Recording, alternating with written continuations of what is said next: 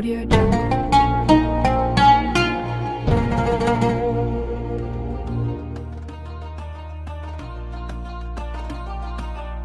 Bismillahirrahmanirrahim. Assalamualaikum warahmatullahi wabarakatuh. Alhamdulillahirrabbilalamin. Wa bihi nasta'in ala umurid dunya waddin. Wassalatu wassalamu ala asyrafil anbiya'i wal mursalin wa ala alihi wa sahbihi ajmain, amma ba'du. Salam untuk teman-teman yang sedang berjuang di negeri Indonesia, dan salam untuk teman-teman yang sedang berjuang di negeri Kinana, dan salam untuk teman-teman yang sedang berjuang di negeri Syakura. Salam rindu untuk semuanya. Apa kabar semuanya? Semoga Allah senantiasa memberi kesehatan untuk kita semuanya, sehingga kita bisa berkumpul dan bertatap muka untuk pertemuan yang selanjutnya. Saya ucapkan terima kasih yang sebesar-besarnya atas ketua panitia yang sedang memberi saya sedikit waktu untuk bisa berbicara di hadapan kalian semuanya, di hadapan teman-teman yang sedang berjuang, yang sangat mulia sekali, berjuang di ranahnya masing-masing dan berkembang untuk menjadi tunas-tunas yang bermanfaat bagi umat. Dan yang kedua, saya ucapkan permohonan maaf pada teman-teman karena atas keterbatasan media, sehingga kita tidak bisa bertatap muka secara langsung dan bersenda gurau seperti halnya perjuangan kita di tempat indah kita dulu, yakni Fadlillah. Harapan saya untuk Muhtadin Generation 1920 tetap kompak, jalin silaturahmi, berjuanglah di era kalian masing-masing, di ranah kalian masing-masing. Silahkan berkembang tanpa ada ragu. Terima kasih ya dari kita, dari Fadlillah, meniti perjuangan dengan skala tumbuh bersama dengan tujuan yang sama, yakni mardhatillah. Terima kasih, mungkin ini saja dari saya, kurang lebihnya mohon maaf. Semoga ibadah kita diterima oleh Allah Subhanahu wa taala. Taqabbalallahu minna wa minkum, syiyamana wa syiyamakum, taqabbal ya karim.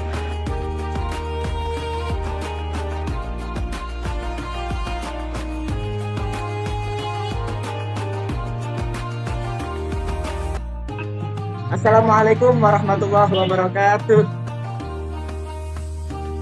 Waalaikumsalam warahmatullahi wabarakatuh. Alhamdulillah. Teman-teman dimanapun kalian berada, kita sekarang ada di acara ngabuburit di negeri Kinana. Nah, sebelum kita mengelilingi kota Kairo dan melanjutkan mengulik hal-hal yang menarik yang ada di sana, kita sapa dulu teman kita yang ada di Mesir sekarang ini. Untuk Raffi dan Aliul, apa kabar? Alhamdulillah. Allah khair. Ya. Di sana ini sekarang musimnya musim panas atau musim dingin ya? Oh, di sini lagi musim pergantian, Nadif. Dari musim dingin ke musim panas, yaitu musim semi. Banyak juga orang-orang yang sakit kayak di Indonesia, seperti musim pancaroba lah istilahnya. Tapi untuk kalian ini kondisinya masih fit ya? Apa ada gejala tipes atau gimana? Alhamdulillah sehat. Alhamdulillah. Untuk studi kalian ini sudah mulai kuliah apa masih di kelas persiapan bahasa ya? Alhamdulillah kita udah mulai kuliah dari semester 1 atau tingkat 1 kemarin udah mulai kuliah. Sekarang mulai tingkat 1 akhir. Jadi insya Allah tahun depan udah tingkat 2 insya Allah. Amin. Doanya. Oke. Semenjak pertama kali datang di Mesir ini, apa nggak merasakan yang namanya culture shock dengan karakter orang Mesir yang pastinya berbeda dengan orang-orang yang ada di Indonesia? Gimana? Ya. Untuk pertama kali datang di sini ya pasti merasakan kayak adaptasi bahasa, adaptasi cuaca juga, yang mana kita itu pernah sakit kulit atau bibirnya pecah-pecah kayak gini, itu masih adaptasi lah buat kita. Juga dengan budayanya, kita biasa di Indonesia makan nasi, kalau di sini nggak ada nasi, adanya roti kayak gandum gitu yang biasa kita sebut dengan aish, makanan pokok di sini. Dan juga masih banyak lagi kayak watak-wataknya orang sini, terus bagaimana karakternya, mensifatinya juga gimana. Yang penting kita harus selalu survive lah untuk bertahan hidup di Kairo ini. Iya betul. Harus terus survive ya. Jika di pondok tidak kerasan itu kan bisa pulang ya. Kalau di situ nggak kerasan itu gimana solusinya ya? Apa menyeberang Laut Merah atau gimana? Oh enggak, kalau kita kan ikut masyayikh kan kalau katanya kalau ketika hati gundah, hati kalau bahasa kiai kita sumpah itu kita ke masjid ilmu atau ke masjid atau ke ziarah, banyak ulama di sini. Nah, sekarang ini kan bulan Ramadan ya. Nah, Ramadan di sana itu apa yang unik yang bisa di-share ke teman-teman agar teman-teman itu tahu hal-hal yang unik dan menarik yang ada di sana itu apa saja ya? Ya, untuk hal-hal yang menarik di sini mungkin kita bisa menjumpai Maidatur Rahman. Apa itu Maidatur Rahman? Maidatur Rahman adalah tempat untuk berbuka. Yang mana kalau di Indonesia pagi-pagi takjil, tapi bedanya di sini mereka lebih ke tempatnya, menyediakan tempat dan langsung membagikan secara suka-suka. Bahkan orang yang memberi itu membutuhkan untuk daripada orang yang meminta. Jadi gitu. Itu salah satu kebaikan dari orang-orang muslimin di Mesir. Jadi kalau kita mau mencari buka, udah nggak usah bingung, tinggal milih aja. Oh ini lahma. Oh ini hidamnya lahma, ikannya daging.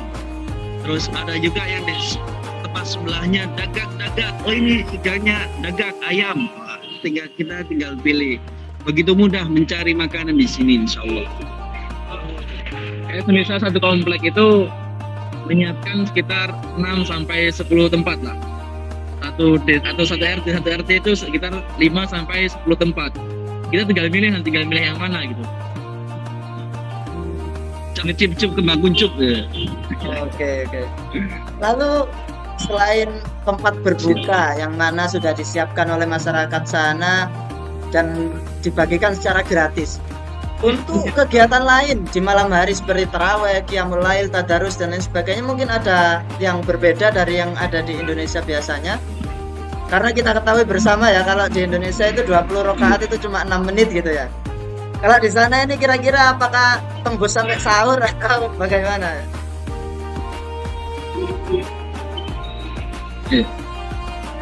Jadi kalau di sini macam-macam. Tinggal masjidnya nanti ngambil rakaat berapa. Kita kan diperbolehkan ahlu sunnah, jadi ada yang 20, ada yang 8 gitu. Kayak misal kita di Masjid Al-Azhar sekarang. Masjid Al-Azhar tarawehnya 20 rakaat ditambah 3 rakaat dengan witir. Yang di Masjid Sirih Husain di depan Masjid Azhar pas itu cuma 8 rakaat dan lebih cepat dari Azhar gitu. Jadi ya tinggal milih aja Azhar apa ke Sirih Husain. Kalau pengen cepat kita ke Masjid Sirih Husain. Kalau pengen lama dan pengen khusyuk, insya Allah di Azhar, insya Allah. Madad. Pengen lama dan khusyuk di Masjid Al-Azhar. Lalu untuk tadarus, nah biasanya kan di masjid musola di Indonesia kan ada tadarus itu taraweh. Ya kita ketahui 7:30 selesai, lalu tadarusnya bisa sampai jam 11. Nah untuk di sana apakah ada tadarus atau taklim halaqah dan bagaimana keadaan di sana? Mungkin kalau tadarus per masjid itu nggak ada ya di sini ya, karena lebih banyak halaqah keilmuan yang diadakan waktu Ramadan. Timbang ya kalau mau baca Al-Quran ya di rumah gitu, di rumah sendiri, di rumah masing-masing. Dan setiap hari tarawih ya bukan tadarus kayak di Azhar atau di Masjid Husain. Setelah tarawih ada ceramah, ada mauidhah, gitu. Seperti itulah. Kalau tadarus memang mungkin Di rumah. sendiri ya. Nah, untuk menu berbuka atau menu makanan yang ada di sana, apa sih yang berbeda lah mestinya daripada di Indonesia? Apa saja menu-menu makanan berbuka yang ada di sana?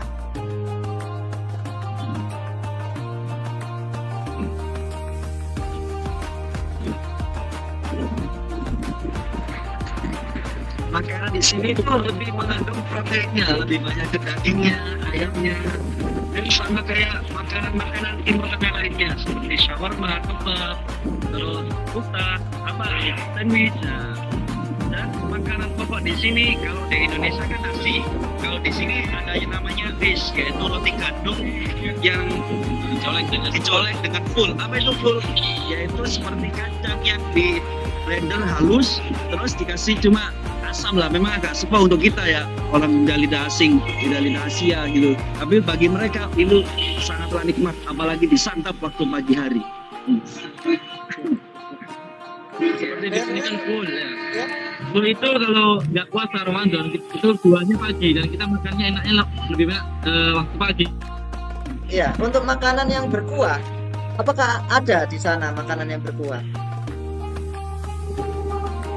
Ada makanan berkuah, namun ya dengan lidah orang Mesir, maksudnya dengan selera orang Mesir gitu. Kalau kita kan di Indonesia dimanjakan dengan bumbu-bumbu yang ada gitu. Kalau di sini tidak lengkap bumbunya, maksudnya lebih banyak bumbu itu di Indonesia gitu. Kita ada masako, ada roiko, ada bawang-bawangan dan lain sebagainya. Di sini ada, tetapi ya kurang lengkap seperti di Indonesia. Gitu. Kurang afdol. Jadi untuk rasanya lebih kuat yang ada di Indonesia gitu ya, strong taste-nya. Kalau di sana lebih soft gitu ya rasanya. Oke. Teman-teman ini kan kita ajak untuk ngabuburit di sana. Lalu destinasi apa yang akan kita kunjungi setelah ini? Kalau bicara tentang Kairo Mesir ya, tidak lupa dengan dua ikon yang sangat penting di sini, yaitu yang pertama Al-Azhar dan yang kedua Masjid dan Makam Sayyidina Husain. Ya, mungkin kita akan mengulik sedikit sejarah tentang Masjid Al-Azhar dan sejarah tentang Sayyidina Husain. Mungkin itu adalah yang mungkin kita akan bahas di ngabuburit kali ini. Oke. Ya. Sepertinya teman-teman ini sudah nggak sabar lagi untuk mengikuti perjalanan mengunjungi Masjid Al-Azhar dan juga makam Sayyidina Husain. Untuk itu, kita akan mengunjungi kedua destinasi tersebut sebentar lagi. Saya sebagai host mohon undur diri. Wassalamualaikum warahmatullahi wabarakatuh. Waalaikumsalam warahmatullahi wabarakatuh. Oke guys, sekarang kita berada di bis, sedang perjalanan menuju tempat yang ikonik di Kairo. Cuacanya sangat terik dan cerah.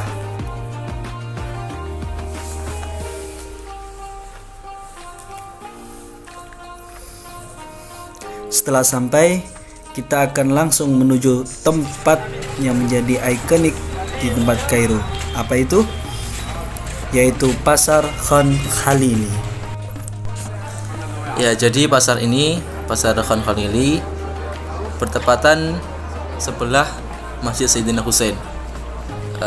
Di depan Masjid Al-Azhar dan di samping Masjid Sayyidina Husain. Dekat dengan kuliah kita juga. Tapi jauh dari rumahnya Aliul. Karena rumah saya dekat dari sini, dekat dari Jamiah. Di sini banyak orang-orang turis yang mencari aksesoris atau souvenir yang dijual di pasar ini.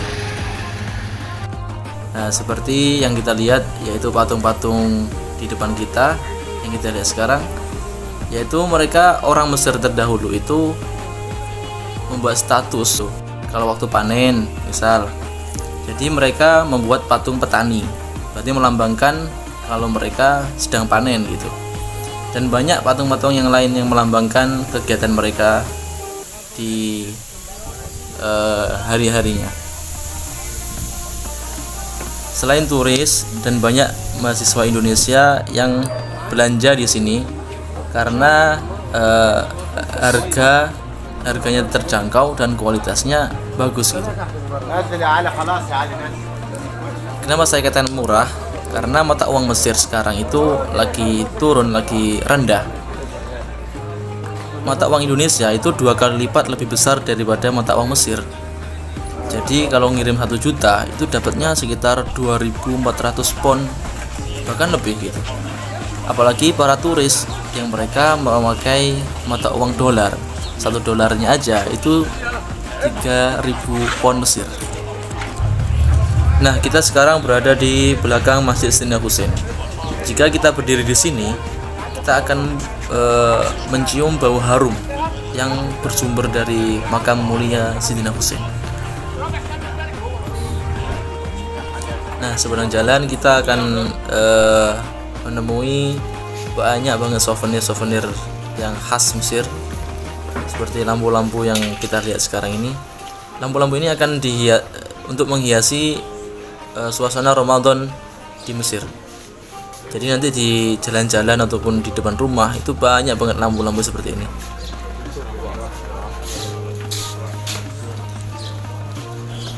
Kita akan berkunjung ke suatu toko yang favorit orang Indo suka beli di sini karena murah dan ramahnya.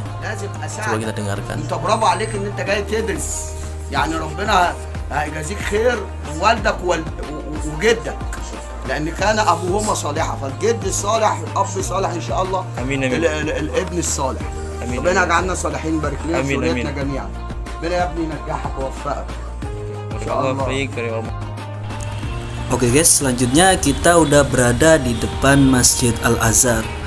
Nah, ini di parkirannya guys, coba kita lihat. Itu ada masjid, namanya masjidnya itu Masjid Tahab.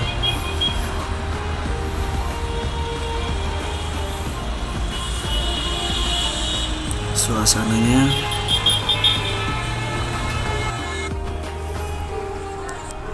Masjid Al-Azhar merupakan masjid tertua yang dibangun di Kairo. Jadi masjid ini dibangun oleh dinasti Fatimiyah ya guys ya. Oke, sekarang kita masuk ke dalamnya.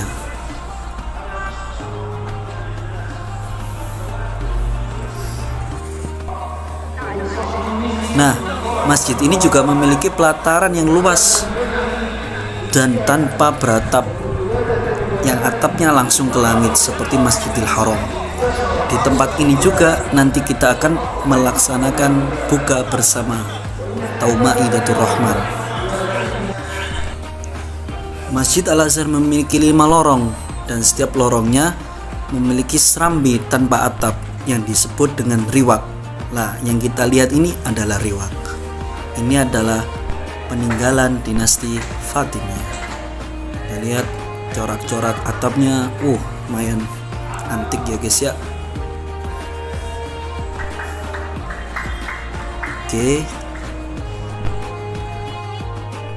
Oke, kita menuju ruang utamanya. Di sini kita dapat melihat balok-balok yang menyambung antara satu tiang ke tiang lainnya dan menjadi tempat untuk lampu-lampu. Pada awalnya masjid ini berluas 227 meter persegi, tapi sekarang bisa 2 kali lipatnya. Masjid ini menampung kurang lebih 10.000 jamaah. Nah, kita bisa juga melihat suasana di dalam Masjid Al-Azhar. Banyak orang-orang yang mengaji karena sekarang lagi Ramadan. Oke, kita langsung menuju ke mihrab. Nah, mihrab ini adalah salah satu peninggalan dari dinasti Fatimiyah yang masih terjaga sampai sekarang. Bisa melihat betapa uniknya mihrabnya. Selain menjadi tempat peribadahan, Masjid Al-Azhar juga menjadi tempat pusat pemerintahan untuk madrasah bagi kaum muslimin dan pengadilan agama yang berpusat di Kairo. Wah, tak terasa udah maghrib guys. Nah, inilah suasana buka bersama di Al-Azhar Kairo. Ada mahasiswa asing, ada juga orang pribumi yang menjadi satu tanpa memandang kasta dan strata. Kita makan bersama ya. Oh iya, dan yang lebih kerennya lagi, yang mempertanggung jawab atau yang mengatur jalannya bukber ini adalah wakil dari Grand Sheikh Al-Azhar itu sendiri. Masya Allah. Allahu yarham wa yahfadhu. Amin. Selanjutnya kita ke Sayyidina Husain. Ini adalah masjid Sayyidina Husain. Kita di halaman Masjid Sayyidina Husain. Masjid ini bertepatan di depan Masjid Al-Azhar. Jadi ya sebelahan sama Masjid Al-Azhar. Kita kalau ke Sayyidina Husain dari Al-Azhar itu kita lewat nafak atau terowongan yang menghubungkan antara Masjid Al-Azhar sama Masjid Sayyidina Husain, yang sering kita dengar atau kita ketahui bahwa itu namanya nafak Azhar atau nafak Sayyidina Husain. Mari kita masuk makam mulia Sayyidina Husain bin Ali radhiyallahu anhuma, yaitu beliau adalah cucu dari baginda Rasulullah sallallahu alaihi wasallam. Seperti yang kita lihat, yaitu banyak peziarah dari Mesir maupun dari luar Mesir, dari luar Kairo pun itu banyak yang berziarah di sini karena mereka meyakini bahwa barang siapa yang berziarah di sini itu sebagaimana berziarah kepada baginda Rasulullah sallallahu alaihi wasallam. Karena Rasulullah sallallahu alaihi wasallam pernah mengatakan, Husain minni wa ana min Husain. Ahabballah man ahabba Husain. Dan bukan hanya Sayyidina Husain di Mesir, yaitu banyak sekali makam-makam para aulia, bahkan makam para sahabat pun banyak sekali ditemukan di Mesir.